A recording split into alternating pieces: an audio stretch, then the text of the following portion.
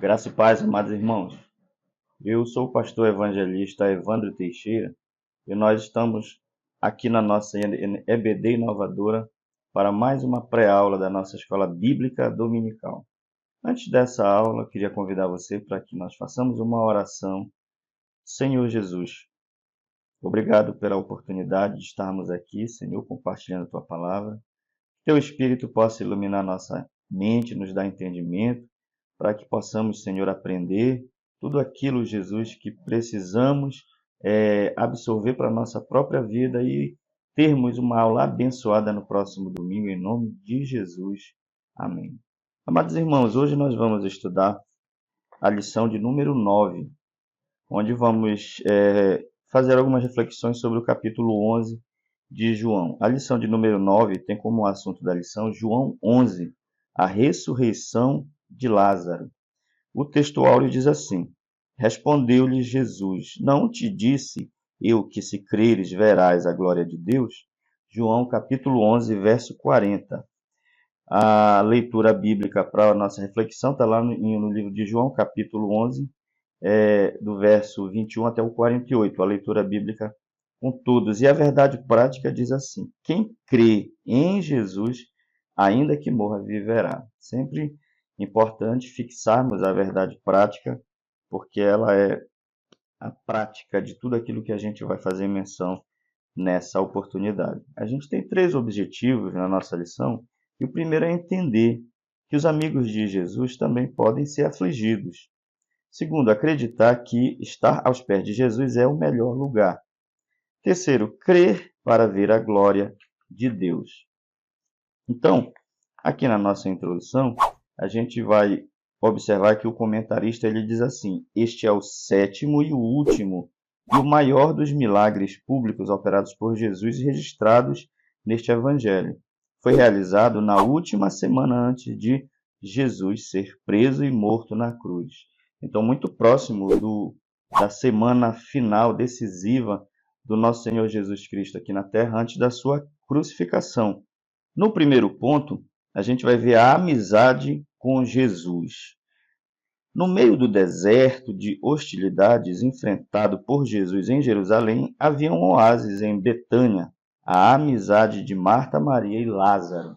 Interessante a gente ver os laços de amizade que fortaleciam mais e mais o vínculo de Jesus Cristo com essa família, a família de Marta, Maria e Lázaro.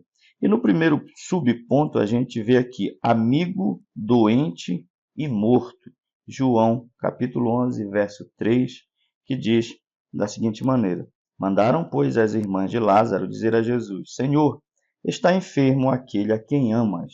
Lázaro, irmão de Marta e Maria, estava gravemente enfermo. Marta e Maria enviam mensageiros a Jesus pedindo a ajuda. É muito bom termos amigos. E essa família, ela tinha um amigo em especial, o nosso Senhor Jesus.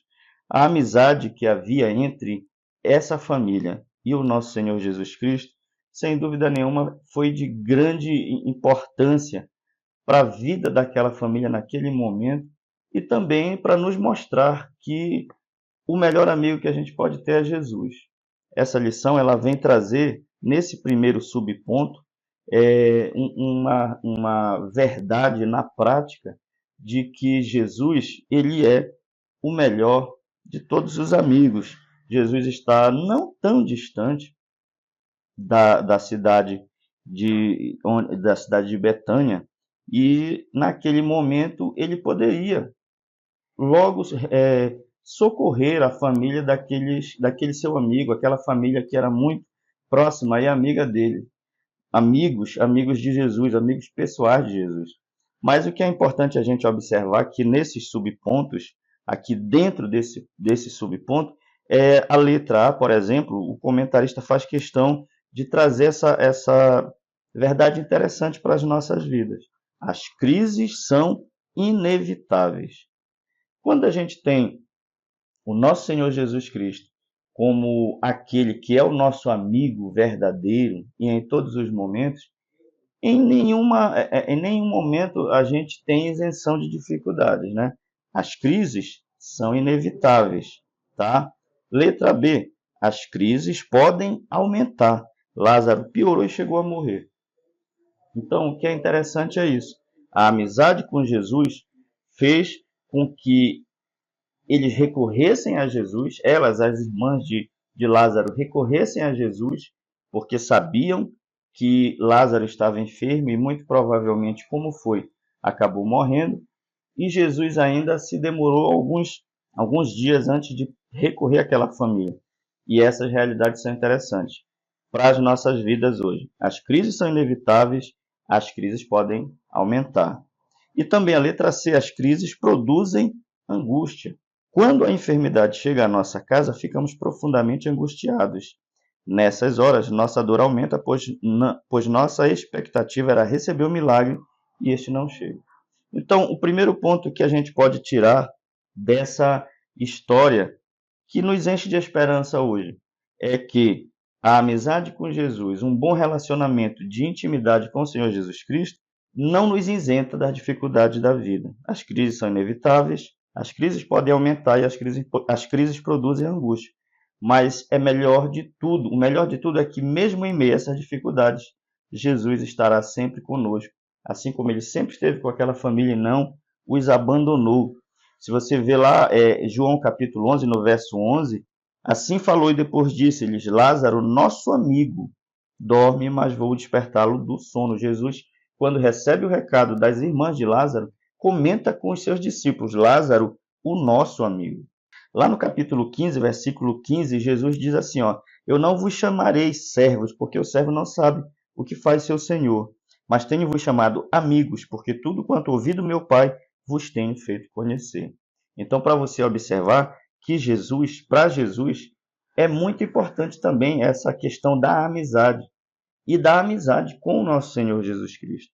Mas é interessante também que lá no capítulo 15, no versículo 13, também do Evangelho de João, ele vai dizer até que ponto ele chegou. Ele diz assim, ó, ninguém tem maior amor do que este, de dar alguém a sua vida pelos seus amigos. O próprio Jesus provou o seu amor, o seu companheirismo, a sua amizade, dando a vida pelos seus amigos. Interessante também que nesse contexto de amizade, lá em Mateus 26:50, ele vai dizer para Judas, amigo, a que vieste? Ele chama Judas de amigo, mesmo no momento em que Judas o entrega na mão de seus adversários.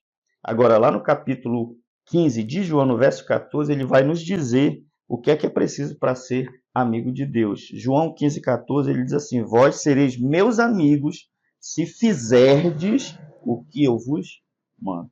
É bom ter amigo ao Senhor Jesus Cristo. É bom ter o Senhor Jesus Cristo como nosso amigo, porque mesmo diante das dificuldades da vida, nós saberemos que nós estaremos em uma boa companhia e com o maior e melhor de todos os amigos.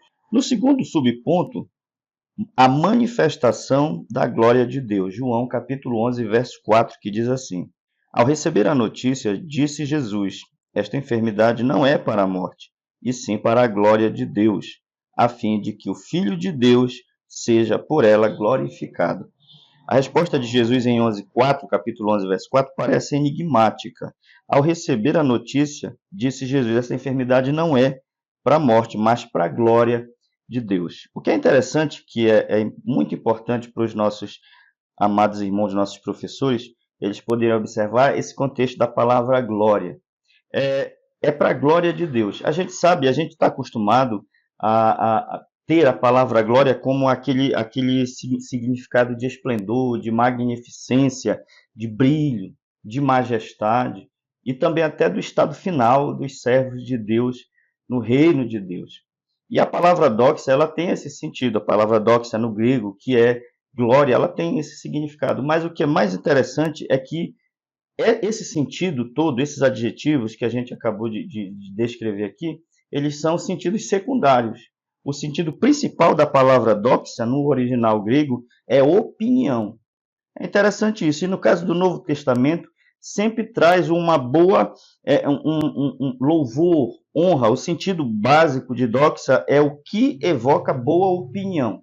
E é interessante que Jesus disse que essa enfermidade não é para a morte, sim para a glória de Deus.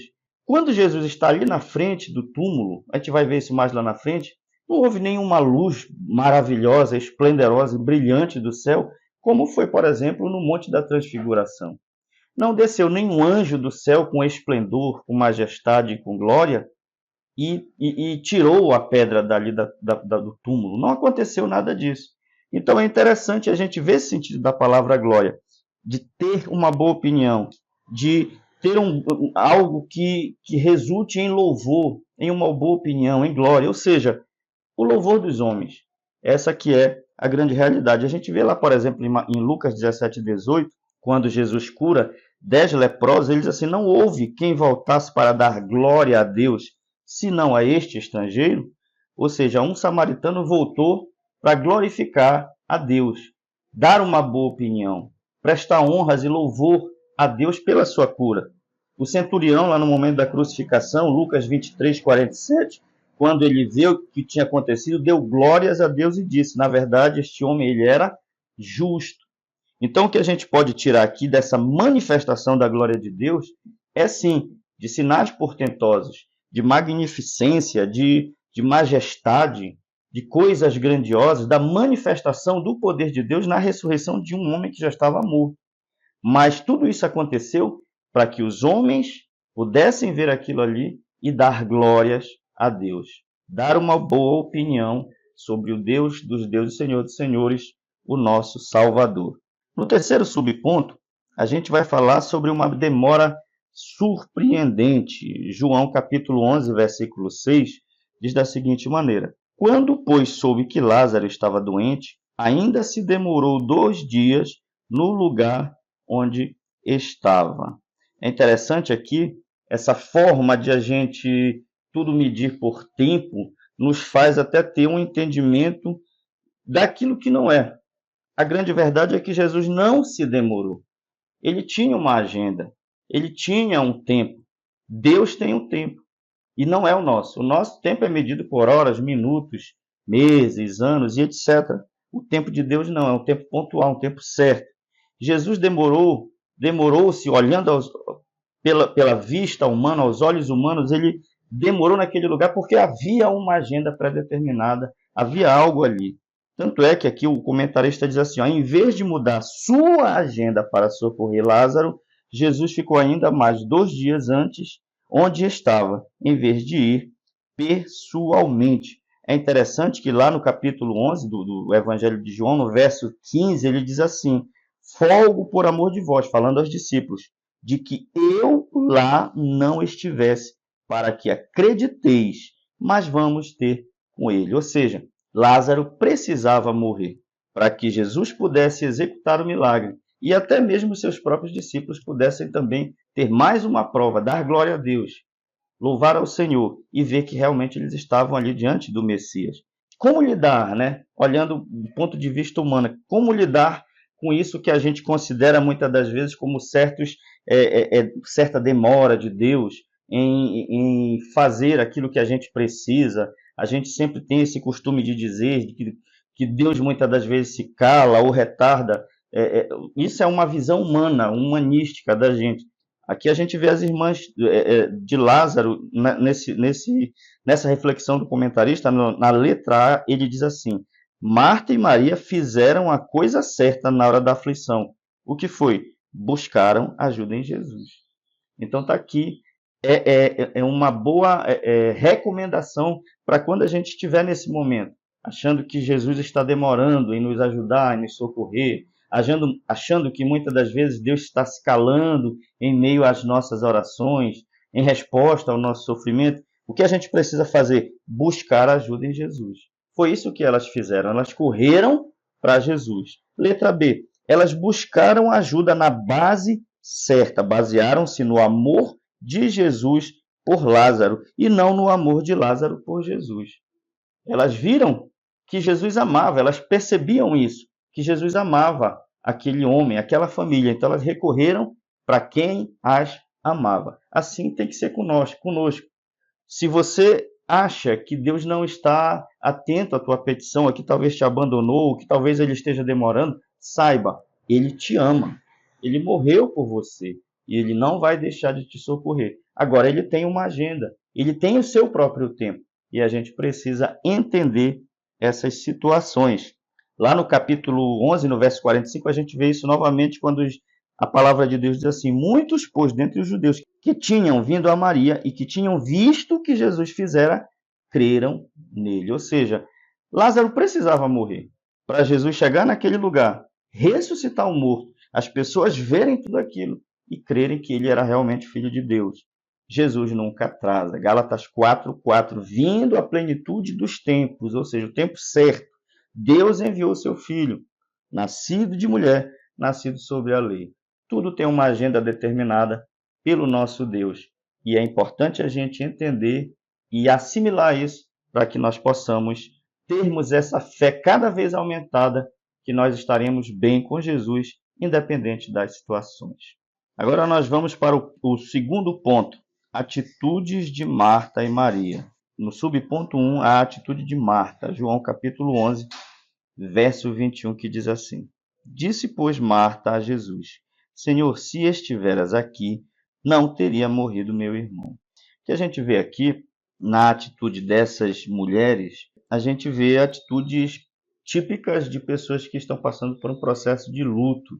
O irmão havia morrido 4 dias. A psicologia ensina isso, que o luto ele tem fases. Geralmente a psicologia classifica aí as fases do luto 5 fases. Primeiro a gente vê a negação, quando é aquele choque inicial, a pessoa recebe a notícia que um ente querido faleceu. Em primeiro momento tem aquela negativa, a não aceitação, aquele choque. A segunda etapa é a raiva, que é aquele sentimento de revolta por ter acontecido, de perplexidade, de decepção. É muito provável que essas irmãs de Lázaro estivessem passando por esse segundo momento. A psicologia diz que também tem a barganha, quando a pessoa tenta negociar aquele momento que aconteceu, procurando muitas das vezes em alguns lugares para poder superar essa dor. Alguns procuram, muitos na religião, outros na própria psicologia. Depois vem a depressão, que é um momento de tristeza profunda, e muitos acabam se entregando totalmente a esse sentimento de tristeza. E por último é a aceitação, quando a pessoa consegue já superar a dor desse momento da perda, vive na lembrança, tem aquele sentimento, mas aquilo já não causa um desespero momentâneo. Então a psicologia tem toda essa forma de classificar essas etapas do luto. Muito provável, repito, as irmãs de Lázaro estivessem passando por esse momento de raiva. E a atitude de Marta ao dizer: se você estivesse aqui, ele não teria morrido. Ou seja, um sentimento até de uma certa forma de perplexidade, de revolta com aquilo que aconteceu. Marta vai ao encontro de Jesus com essa declaração.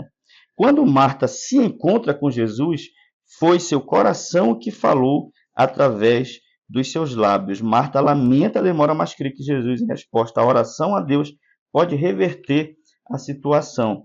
Jesus fala para ela que ele vai ressuscitar, que Lázaro vai ressuscitar, e Marta também é uma judia muito provavelmente conhecedora das escrituras sagradas, ela mesma já se dá essa resposta, né?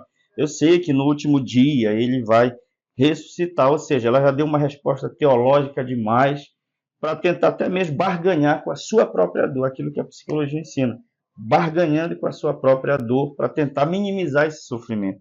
Marta crê no Senhor, que o Senhor ressuscitará os mortos no último dia, 11, 23 e 24, ou seja, agindo no futuro. Mas Marta não crê que Jesus pode fazer um milagre agora, no presente. Marta vacila entre a fé e a lógica. Assim, muitas das vezes somos nós. O comentarista diz assim: a gente sabe que Deus é poderoso, a gente sabe que Deus pode intervir, pode mudar a situação, mas muitas das vezes a gente não crê que isso pode acontecer agora. A gente lê a história das Escrituras, do que passou, do que o nosso Deus Todo-Poderoso fez, a gente crê nisso, a gente sabe daquilo que vem lá para frente, o que tudo vai aqui acontecer e o final que reserva de glória para a gente crê nisso, mas muitas das vezes a gente não crê nesse agora, no momento atual, no dia chamado hoje. E é interessante que dentro dessa resposta teológica demais de Marta, né? Olha, no último dia, a gente crê nisso. 1 Coríntios 15, 52, no momento, no abrir e fechar de olhos, ante a última trombeta, a trombeta soará, os mortos eles ressuscitarão incorruptíveis e nós seremos transformados. Nós cremos nisso. Os mortos ressuscitarão no momento do arrebatamento da igreja. 1 Tessalonicenses 4,16, o mesmo Senhor descerá do céu com alarido e com voz de arcanjo, com a trombeta de Deus, e os que morreram em Cristo ressuscitarão. Primeiro, são promessas de ressurreição, promessas de vida. No momento do arrebatamento, os mortos em Cristo ressuscitarão. Mas e hoje? E agora? Você crê que Deus pode fazer algo por você agora? Marta talvez estivesse passando por esse tipo de situação. No segundo subponto, a gente vai ver a atitude de Maria. João capítulo 11, versículo 32, Maria vai dizer assim: Quando Maria chegou ao lugar onde estava Jesus, ao vê-lo lançou-se-lhe aos pés, dizendo: Senhor, se estiveras aqui, meu irmão não teria morrido. A gente vê a mesma situação. Parece que estão passando do momento ali da raiva, do choque, indo para esse momento de aceitação, de barganha com o seu luto, com a sua dor. E Maria também tem a mesma resposta pronta para Jesus. Se você tivesse aqui, o meu irmão, ele não teria morrido. Esse momento de negação, esse momento de raiva, no momento em que a pessoa perde um ente querido. Maria se retira e comunica. Marta se retira e comunica a Maria: o mestre chegou e te chama. Apressadamente, ela também sai ao encontro de Jesus, fazendo a mesma declaração da sua irmã. Mas o que é interessante aqui é que Maria parece que ela é mais sentimental do que Marta. Marta não, a forma de Marta negociar com a sua dor na própria teologia, vamos dizer assim: olha, eu sei que ele vai ressuscitar no último dia, barganhou a sua dor com as escrituras, e é a forma correta de se crer. Mas o que Jesus tinha para aquela família era um milagre naquele momento, não era somente na ressurreição futura, era naquele momento. Era a forma que Marta estava lidando com a dor. Maria também tem a sua forma de lutar com a dor. Só que Maria, a diferenciação de Maria para Marta é que Maria ela tinha uma forma toda peculiar de lidar com as suas emoções. Maria está aos pés de Jesus. É isso que a gente pode observar. Lá o comentarista faz questão de trazer essa reflexão, né? Maria se prostra aos pés de Jesus e chora. Maria aparece apenas 3 vezes nos evangelhos. Nas 3 vezes ela está aos pés do Senhor. Na primeira vez estava aos pés do Senhor para aprender, Lucas 10, 39. Dessa feita aos pés de Jesus para chorar. E finalmente, lá mais adiante, ela vai estar aos pés de Jesus para agradecer. Ou seja, ela está sempre aos pés de Jesus. Uma forma também de lidar com o luto. E é a melhor forma de lidar com a dor. É correr aos pés de Jesus. O terceiro subponto, a atitude de Jesus. Né? A gente viu a atitude de Marta, viu a atitude de Maria e a atitude do Mestre, a atitude do nosso Senhor Jesus Cristo, mediante esse acontecimento tristônio. A atitude de Jesus, João 11:34, e perguntou: onde o sepultastes? E eles lhes responderam: Senhor, vem e vê. Jesus perguntou aos judeus onde haviam sepultado Lázaro. Eles conclamaram Jesus a vir e ver. É interessante que esse é um dos menores versículos da Bíblia, mas um dos mais interessantes, João 11:35. Jesus chorou. Mas eu chamo a atenção dos amados irmãos no verso 33, um verso antes do 34, a palavra de Deus diz assim: Jesus, vendo-a chorar, e bem assim os judeus que a acompanhavam, agitou-se no espírito e comoveu-se. 2 palavras interessantes que o escritor fala e atribui a Jesus. Primeiro que Jesus agitou-se no espírito e depois ele comoveu-se. Essas palavras no grego elas têm um significado interessante. Agitou-se é embrimaomai, que significa literalmente ter raiva. Jesus sentiu raiva, ele agitou-se. Embrimaomai, sentir raiva. Só que não é uma raiva pecaminosa, como os seres humanos sentem. É uma raiva até no sentido, uma raiva santa, porque essa palavra raiva ela tem sentido de uma raiva causada por sofrimentos causados pela morte, por Satanás e pelo pecado. Esse sentimento de raiva que Jesus teve nesse momento em que ele se agita é um sentimento causado pelo que estes males causam ao ser humano, a morte, né? Um sentimento causado pela morte, por Satanás, pelo pecado, a perda de pessoas queridas, a morte de entes queridos que fazem com que os outros venham a sofrer. Então, quando Jesus se agitou naquele momento, foi esse tipo de sentimento. A segunda palavra é que Jesus comoveu-se, e essa palavra comoveu significa tarassú, significa uma agitação emocional, uma comoção interior. Jesus se entristeceu. Todos esses sentimentos atribuídos a Jesus, e ele realmente os sentiu, mostra cada vez mais o lado humano de Jesus. Jesus, ele era um ser humano naquele momento, 100% também homem. Ele não deixou de ser Deus, se despiu da sua glória, mas era Deus, mas também era homem, com sentimentos, com emoções. Então, o que é que a gente vê aqui? Que ele não é um Deus morto, pregado numa cruz. Ele é o Deus Emanuel. A profecia de Isaías, Deus estaria conosco. E naquele momento, a atitude de Jesus é esse, de uma certa raiva pelos males que o pecado trouxe para a humanidade, separando famílias, tirando crianças dos colos das suas mães, trazendo dor da separação, da morte, mas também trazendo esse sentimento de comoção, de agitação emocional. Tudo isso nos faz ver também a humanidade de Jesus. No terceiro ponto, nós vamos falar sobre a ressurreição de Lázaro. Primeiro subponto, tirai a pedra. João capítulo 11, versículo 39, que diz assim: Então ordenou Jesus, tirai a pedra.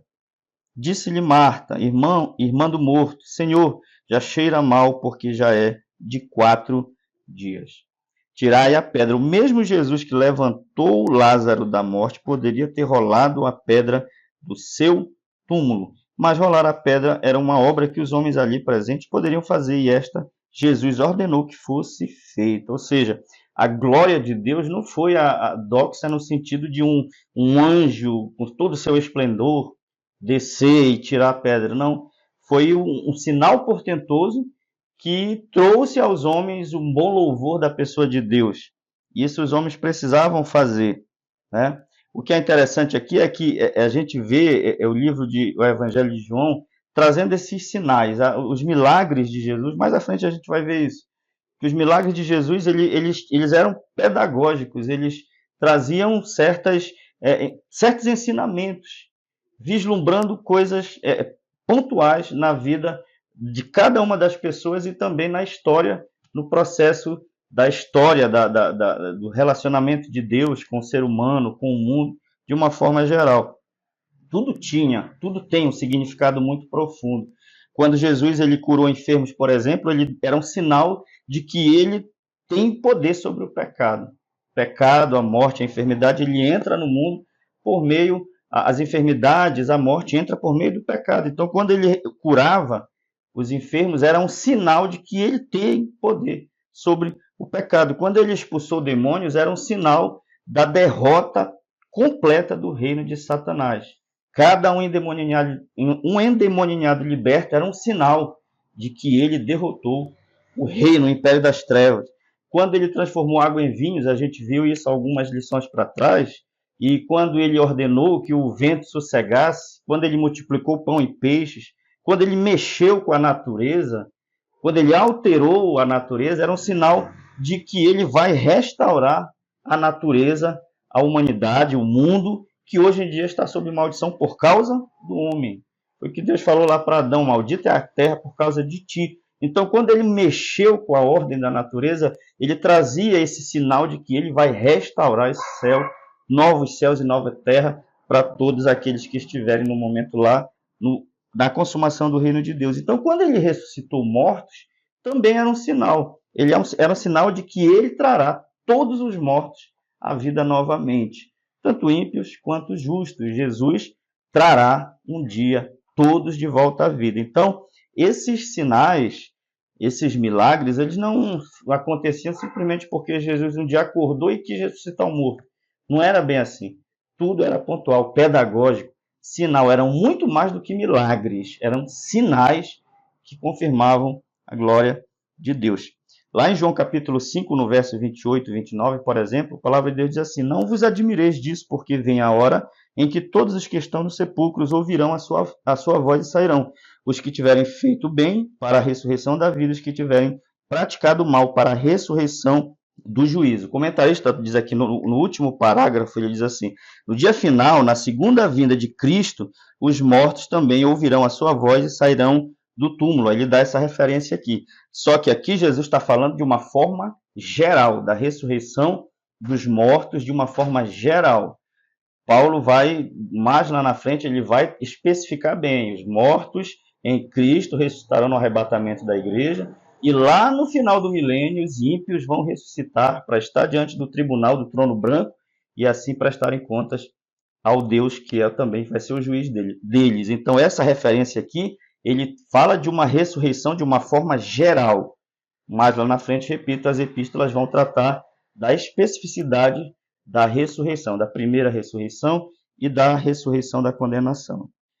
No segundo subponto, se creres, verás a glória. João capítulo 11, verso 40 diz assim: respondeu-lhe Jesus: não te disse eu que se creres, verás a glória de Deus? Quando ele ordena que a pedra fosse tirada dali da sepultura, do túmulo, Marta se levanta e diz: Senhor, ele está cheirando mal. Então ele conclama aos homens que creiam nele ali. Jesus corrige Marta e ao mesmo tempo a encoraja a crer. A fé vê o que os olhos humanos não conseguem enxergar. Jesus disse: não te disse eu que se creres verás a glória de Deus? Então, aquele milagre serviu para alimentar a fé daquelas pessoas ali. A gente pode observar que a gente vê, de uma certa forma, uma crença naqueles homens, porque eles poderiam muito bem simplesmente acharem que Jesus era um louco e não tirarem a pedra daquele lugar. A gente sabe que aquelas pedras eram pedras pesadíssimas. Esses sepulcros feitos em rocha geralmente eram fechados com pedras muito pesadas. Mas aqueles homens acreditaram. No verso 41, a palavra de Deus diz que eles tiraram a pedra. Então a pedra. E Jesus, levantando os olhos para o céu, disse: Pai, graças te dou porque me ouviste. A gente vê aqui a fé como fidelidade, a fé como dom, crê. Né? Paulo vai tratar disso mais lá na frente. Você crê que um morto pode ressuscitar. A gente tem a fé como uma fidelidade, vê aqui a fé como fidelidade, como virtude do fruto do Espírito, e também a fé viva, porque essa fé, esse sentimento, ele precisa ser colocado em prática por aqueles que dizem ter fé. A atitude daqueles homens tirarem a pedra ali demonstra que eles demonstraram um certo tipo de fé viva, em movimento, quando eles tiraram aquela pedra e Jesus efetuou a ressurreição. A última frase desse subponto: Jesus orou. Jesus, o Filho de Deus, a segunda pessoa da triunidade do único Deus verdadeiro, quando esteve aqui, ele orou. Jesus orava. Jesus era um homem de oração, nos trazendo também o exemplo que nós precisamos também ter esse exercício espiritual na nossa vida cotidiana. Para encerrar o terceiro subponto, um milagre extraordinário. João capítulo 11, versos 43 e 44. E tendo dito isto, clamou em alta voz: Lázaro, vem para fora. Saiu aquele que estivera morto, tendo os pés e as mãos ligados com ataduras e o rosto envolto num lenço. Então lhes ordenou Jesus: desatai-o e deixai-o ir. Aqui a gente vê, como o comentarista diz, a voz de Jesus é poderosa, né? O vento ouve a voz do Mestre quando ele manda sossegar. Os mortos ouvem a voz de Jesus quando ele manda vir para fora. A gente tem ouvido a voz de Jesus. Lázaro ouve, atende e sai da caverna da morte. Ele sai todo enfaixado, coberto de mortalha. Jesus ordena que o desatem e o deixe ir. Aqui Jesus tinha dois propósitos bem claros com este extraordinário milagre. Primeiro, a manifestação da glória de Deus, né?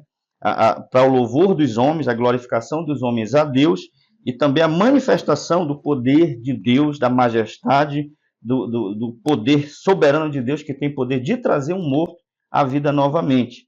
Mas também a gente vê aqui o despertamento da fé. Se você vê lá no capítulo 11, no verso 15, ele vai dizer assim, para que possais crer, mas vamos ter com ele. Essa fé, Jesus fez isso para também despertar a fé dos discípulos. No verso 15, ele está com os discípulos e dizendo para que ele não estava lá naquele momento, era preciso, para que eles pudessem ir, ver e crer. Lá no verso 42, ele também diz assim, para que creais que tu me enviaste. No momento da oração, Jesus falando com o Pai diz, olha, tudo isso aqui acontece, eu sei que tu me ouves, mas eu falo assim para que eles possam crer que você me enviou. No verso 45, muitos, pois, dentre os judeus que tinham vindo visitar Maria, vendo o que fizeram Jesus, creram nele. Então, o despertamento da fé, manifestação da glória, sim, mas também o despertamento da fé. Os milagres de Cristo sempre tiveram um propósito pedagógico. Aí aqui tem uma classificação que o comentarista faz, né? Quando multiplicou os pães, queria ensinar que ele é o pão da vida.